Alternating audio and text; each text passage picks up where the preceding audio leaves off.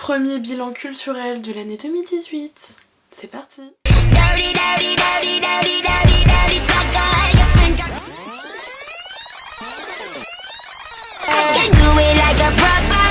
Côté film, j'ai vu le film de Guillaume Canet qui est sorti il y a 1 an ou 2, donc avec Guillaume Canet et Marion Cotillard. Donc dans ce film, Guillaume Canet joue son propre rôle, mais c'est pas une autobiographie, c'est vraiment une œuvre de fiction. C'est un acteur donc d'une quarantaine d'années qui se rend compte que autour de lui, tout le public le voit comme quelqu'un de très plan-plan, enfin qu'il est pas du tout rock'n'roll, d'où le titre du film.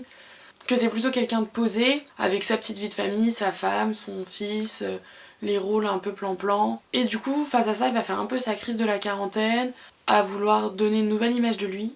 Ça va passer par un changement de look, par de la musculation, par un changement de mentalité aussi. Donc voilà, c'est vraiment le schéma d'une crise de la quarantaine qui est poussée jusqu'à l'absurde. Gaspard Ulliel, Pierre Niney, c'est un peu la nouvelle génération. Ils sont un peu ce que vous étiez à l'époque. Je vois pas trop la différence entre eux et moi, quoi, donc... Enfin, quand même, vous faites partie des acteurs plus rangés. Salut mon pitou! Je comprends pas trop comment vous me voyez, là, vous vous trompez. Hein. Allez, bonne nuit, mon amour. Sous prétexte qu'on est en couple, ça veut dire qu'on baise plus? Et je la baise, moi, ma femme. C'est que ce soir, je vais te baiser comme une bonne grosse salope, toi. Non, mais c'est une phrase de dialogue. J'ai assez bien aimé le début, puis en fait à la fin je trouvais que ça partait vraiment n'importe comment, j'ai pas trop accroché, je m'attendais pas du tout à ce genre de film en fait. C'est pas le film de l'année, mais ma foi ça se laisse se regarder même si la fin j'étais un peu genre what? Vraiment ça se termine comme ça? C'est super bizarre.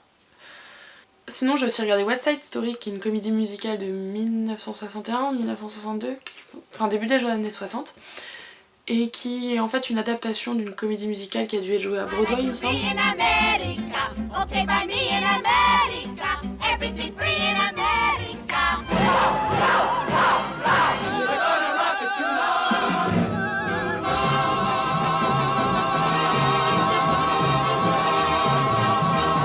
West Side Story. West Side Story, ça raconte l'histoire de 2 gangs ennemis qui vivent dans une même ville. Tony, l'ex-chef de bande d'un des 2 gangs, tombe amoureux de la sœur de l'autre chef.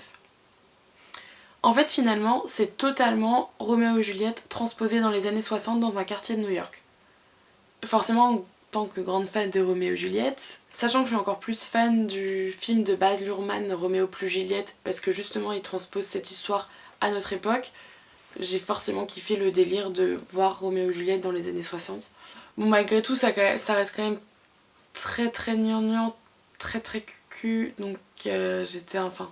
J'ai quand même trouvé certaines scènes un peu ennuyantes. En plus moi je sais que les chorégraphies, les chansons, généralement je m'ennuie super vite. C'est pour ça que j'ai un peu de mal à regarder tout ce qui est comédie musicale. Et c'est un film culte qui se laisse bien regarder et j'aurais même pas de souci à le regarder une 2e fois. Et côté musique, je vais pouvoir parler d'artistes que j'ai vus parce que maintenant que je me suis mis à la photo de concert, c'est vrai que je vais en voir un peu plus régulièrement. D'abord donc j'ai été aux auditions des Inouïs. Voilà, donc en fait c'est des auditions qui avaient lieu un peu partout en France, donc il y avait à Rennes, Charleville, Lille, etc. Donc il y avait plein de soirées, il y en a encore d'ailleurs si ça vous intéresse d'aller checker s'il y a des choses près de chez vous. Donc j'ai été aux Inouïs à la Maroquinerie à Paris. Et là j'ai vu, enfin revu Hervé.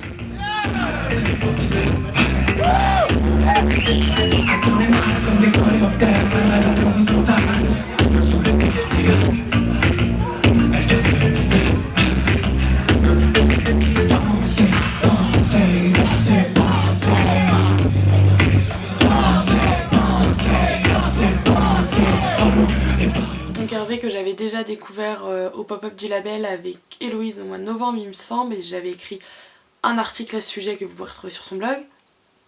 Hervé qui pour le coup m'a vraiment super impressionnée parce que c'était la 3e fois que je le voyais en concert et j'avais toujours trop kiffé ce qu'il faisait.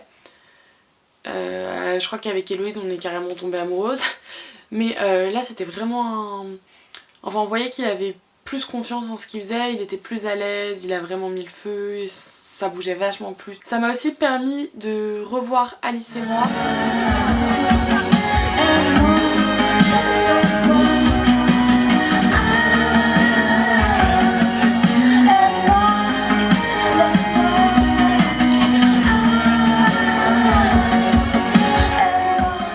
Qui est pareil, un groupe que j'adore.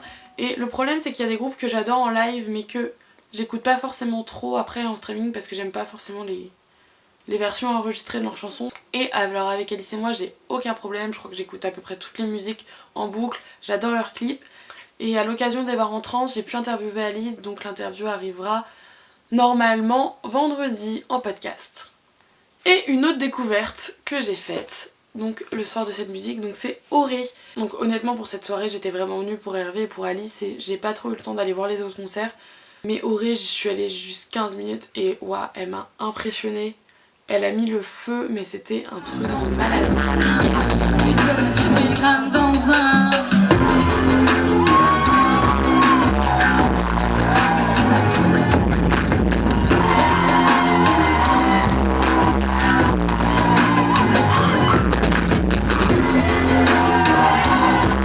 Et donc Auré, c'est un peu de la pop, hip-hop, électro, chanson à texte, enfin... C'est aller écouter, c'est plutôt pas mal. Et même si vous avez l'occasion d'aller la voir en concert, je vous conseille d'y aller direct parce que c'était trop le feu. Et quand t'es de mauvaise humeur, tu vas voir Auré, tu ressors dans un bon mood. Et en parlant d'artistes qui ont plein d'énergie sur scène, j'ai pu assister au concert de Max.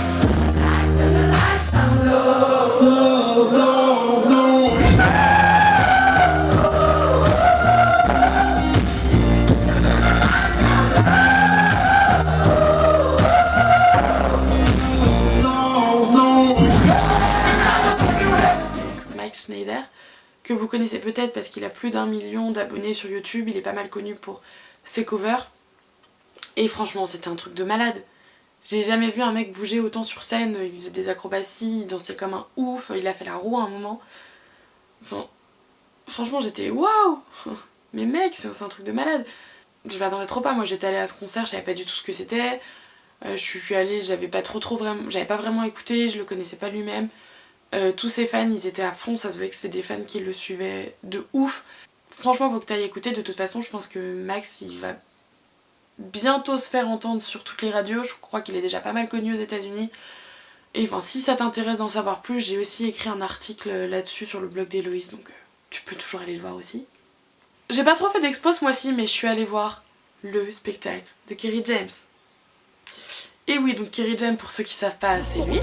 Je sais ce que c'est que d'être noir depuis l'époque du cartable. Bien que je ne sois pas un gras, je n'ai pas envie de vous dire merci. Parce qu'au fond, ce que j'ai ici, je l'ai conquis. J'ai grandi à Orly, dans les favelas de France. J'ai fleuri dans les maquis, je suis en guerre depuis mon enfance. Narcotrafic, braquage, violence, crime. Que font mes frères si ce n'est des sous comme dans Claire Stream? Qui peut leur faire la leçon? Vous, abuseurs de biens sociaux, détourneurs de fonds, de vrais voyous au costard, bande d'hypocrites. Est-ce que les Français ont les dirigeants? Et donc il a fait une pièce de théâtre qui s'appelle À vif. Et en fait c'est un débat sur la question est-ce que l'État est le seul responsable de la situation dans les banlieues. L'histoire en fait c'est que c'est un concours d'éloquence et donc il y a deux étudiants en droit qui s'affrontent et il y en a un qui va dire oui l'État est seul responsable et l'autre qui défend la thèse contraire. Et waouh, c'est un truc de ouf, il joue trop bien avec les mots. En plus ce que j'ai trouvé super cool c'était le public qui était super varié. Il y avait par exemple plein de classes, je pense que ça devait être des collégiens, des lycéens. Il y avait pas mal de jeunes mais il y avait aussi des... il y avait une dame à côté de moi qui avait 80 ans par exemple.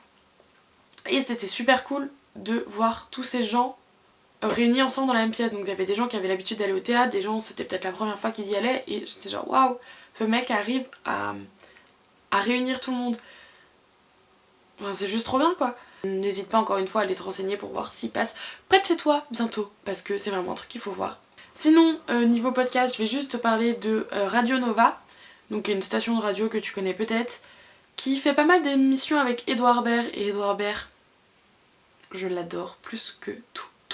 Je l'aime trop. Il y a une émission par exemple qui s'appelle Le réveil d'un monument où là il appelle des acteurs, des chanteurs, enfin des gens connus et il les réveille au saut du matin et il pose un peu des questions sur dans quel ils dorment, est-ce qu'ils dorment en pyjama, est-ce qu'ils dorment tout nus, qu'est-ce qu'ils mangent au petit-déj, est-ce qu'ils sont de bonne humeur, et voilà c'est assez marrant, c'est assez cool, enfin c'est mignon à écouter. Aussi donc il y a l'émission Près de toi où des fois il fait des genres de petits impros un peu slam. Ça, il y a des matins où on se lève où tout vous semble hostile. La fraternité ou la différence. Les bruits et le silence. Les autres ou leur absence. les gens qui passent, qui ont l'air d'ennemis probables. Le mur qui nous renvoie à notre enfermement, cette prison carrée qu'on s'est... Et Edouard a le don de toujours me faire rire, et je pense que je ne suis pas la seule. Donc, quand t'as envie de te marrer, écoute ce podcast. Pour ceux qui le connaissent surtout pour son rôle dans Astérix Obélix Mission Cléopâtre, notamment pour ce monologue. Ça, Scribe. Mais vous savez, moi je crois pas qu'il y ait de bonnes ou de mauvaises situations. Moi, si je devais résumer ma vie aujourd'hui avec vous, je dirais que c'est d'abord des rencontres. Des gens qui m'ont tendu la main peut-être à un moment où je ne pouvais pas, où j'étais seul chez moi. Et c'est assez curieux de se dire que les hasards, les rencontres forgent une destinée. Parce que quand on a le goût de la chose, quand on a le goût de la chose bien faite, le beau geste, parfois on ne trouve pas l'interlocuteur. Enfin bref, ce monologue était en grande partie une improvisation et il est beaucoup plus long que dans la version du film. Voilà, c'est un monologue, je crois, qui dure peut-être 15 minutes, mais bon, ils ont coupé au montage. Et comment ne pas être impressionné par ça? Je vous le demande. Et autre chose, je voulais vous parler de la chaîne Yessie, donc qui est la chaîne donc d'une illustratrice qui raconte un petit peu plein de choses donc sur son métier d'illustratrice. J'aime bien sa chaîne, mais là je voulais vous parler d'une série de vidéos précises qui est le pubaclic. Donc pas le putaclic, mais le pubaclic. Donc c'est des vidéos relativement courtes où en fait elle décrypte une pub, elle en décrit un peu tous les codes. Et je trouve ça super cool d'analyser des pubs et je trouve ça trop intéressant et j'aime trop. Et rien que de voir comment une marque te fait passer un message, c'est trop bien. Et après tu comprends mieux aussi pourquoi toi des fois t'es réceptif à des trucs, pourquoi t'achètes des trucs alors que t'en as pas besoin. Merci la communication, la pub, le marketing. Voilà, c'est à peu près tout pour le mois de janvier. Et on se retrouve très bientôt pour une nouvelle vidéo. Je sais plus ce que c'est ma prochaine vidéo. I can do it like a brother, do it like a dude. Put my crutch where my heart